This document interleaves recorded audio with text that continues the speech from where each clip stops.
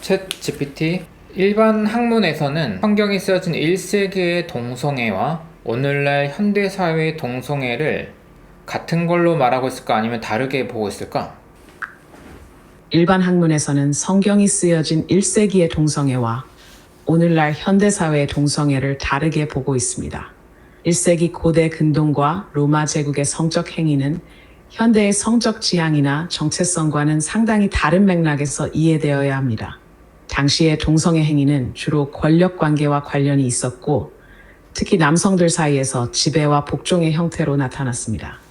예를 들어 로마 제국에서는 나이와 사회적 지위에 따른 성적 관계가 허용되었으며, 이는 현대 사회에서의 상호 동의와 평등한 관계와는 큰 차이가 있습니다. 현대 사회에서는 성적 지향이 개인의 정체성과 깊이 연관되어 있으며, 동성애는 상호 동의에 기반한 사랑과 로맨틱한 관계로 이해됩니다. 오늘날의 동성애는 성적 지향, 섹션이라는 개념 하에 개인의 정체성과 감정적 로맨틱한 관계를 포함하는 포괄적인 개념입니다. 학자들은 이러한 맥락적 차이를 인식하고 성경의 동성애 관련 구절들을 당시의 문화적, 사회적 배경 속에서 해석합니다. 이는 성경이 현대의 성적 지향과 정체성에 대해 직접적으로 언급하지 않았다는 것을 시사합니다. 따라서 일반 학문에서는 성경 시대의 동성애와 오늘날의 동성애를 동일하게 보지 않고 각각의 역사적, 문화적 맥락을 고려하여 다르게 이해합니다. 성경시대 로마 사회의 동성애 관행에 관해 좀 더 구체적으로 설명해 줄 수 있어? 성경이 쓰여진 1세기 로마 사회에서 동성애는 오늘날의 성적 지향과는 다른 맥락에서 이해되어야 합니다. 로마 제국의 성문화는 현대와 크게 달랐으며, 당시 동성애 행위는 여러 가지 사회적, 문화적 요소와 깊이 연관되어 있었습니다. 다음은 로마 사회에서 동성애가 어떻게 이해되고 실천되었는지에 대한 몇 가지 주요 점입니다. 1. 권력과 계층. 로마 사회에서 동성애 행위는 종종 권력과 계층의 문제였습니다. 지배적 위치에 있는 남성들은 사회적 지위가 낮거나 어린 남성과 성적 관계를 가질 수 있었습니다. 이는 지배와 복종의 관계로 이해되었으며, 이러한 관계는 종종 권력의 표현으로 여겨졌습니다. 성적 행위는 지위의 우월성을 나타내는 수단이었지 상호 동의와 평등한 사랑의 표현은 아니었습니다. 2. 패시브와 액티브 역할. 로마 사회에서는 동성애 행위에서 능동적 액티브 역할과 수동적 패시브 역할이 명확히 구분되었습니다. 성인 남성이 수동적 역할을 맡는 것은 사회적으로 수치스러운 일로 여겨졌습니다. 반면 능동적 역할을 맡는 것은 그다지 문제시되지 않았습니다. 이는 성적 행위가 사회적 지위와 남성다움을 반영하는 것으로 여겨졌기 때문입니다. 사회적 허용성과 제한. 동성애 행위는 특정 맥락에서는 허용되었지만 다른 맥락에서는 비난받기도 했습니다. 예를 들어 자유로운 시민 남성 간의 동성애 관계는 흔치 않았고 비난받았습니다. 그러나 노예나 하층민, 소년들과의 관계는 상대적으로 더 허용되었습니다. 이는 로마 사회의 엄격한 계층 구조와 관련이 있습니다. 4. 그리스 문화의 영향.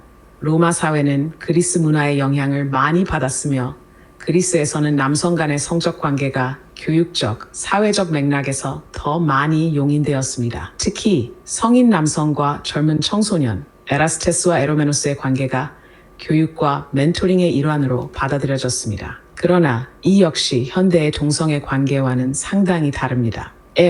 문학과 예술. 당시 문학과 예술에서도 동성애적 테마가 등장합니다. 이는 사회적 현실을 반영하기도 하고 때로는 이상화되기도 했습니다. 예를 들어 로마 시인 마르티알리스와 유베날리스는 동성애를 주제로 한 시를 썼습니다. 이들은 동성애를 풍자하거나 비판하기도 했지만 또한 사회적 관습을 드러내는 중요한 자료이기도 합니다. 법과 규제. 로마 법은 동성애에 대해 명확한 규정을 두지 않았지만 황제들에 따라 그 태도가 달라졌습니다. 예를 들어 네로 황제는 동성애적 관계를 가진 것으로 알려져 있으며, 하드리아누스 황제는 젊은 남성 안티누스와의 관계로 유명합니다. 그러나 후에 기독교가 로마 제국의 주류 종교가 되면서 동성애에 대한 비난이 강화되었습니다.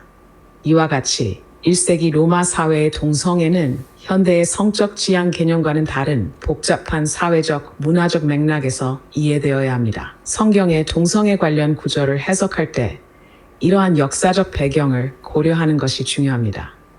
1세기 로마 사회의 동성애에 관해서 좀 더 깊이 있게 알려면 어떤 학자의 책을 보면 좋을까? 1세기 로마 사회의 동성애를 깊이 있게 이해하기 위해 다음과 같은 학자들의 책을 추천드립니다. 1. 크레이그 윌리엄스. 그의 책 Roman Homosexuality, Ideologies of Masculinity in Classical Antiquity는 로마 사회에서 동성애의 사회적 문화적 맥락을 상세히 설명합니다. 이 책은 로마 시대의 성적 관행과 그에 따른 사회적 규범을 이해하는 데 큰 도움이 됩니다. 존 보즈웰, 그의 저서 Christianity, Social Tolerance and Homosexuality는 초기 기독교와 고대 로마, 그리스 사회에서의 동성애를 다룹니다. 보즈웰은 성경 시대와 초기 기독교 사회의 성적 관행에 대한 포괄적인 분석을 제공합니다. 현대 신약학자 중에서 이 동성애 주제를 다루는 신학자들은 누가 있지? 현대 신약학자 중에서 동성애 주제를 다루는 신학자들 중 몇 명을 소개해 드리겠습니다. 1. 윌리엄 로더. 로더는 동성애와 관련된 신약 성경의 구절들을 철저히 분석하고 그 당시의 성적 관행과 문화적 배경을 고려하여 해석합니다. 그의 저서 The New Testament on Sexuality는 성경의 성적 윤리에 대한 포괄적인 연구를 제공합니다.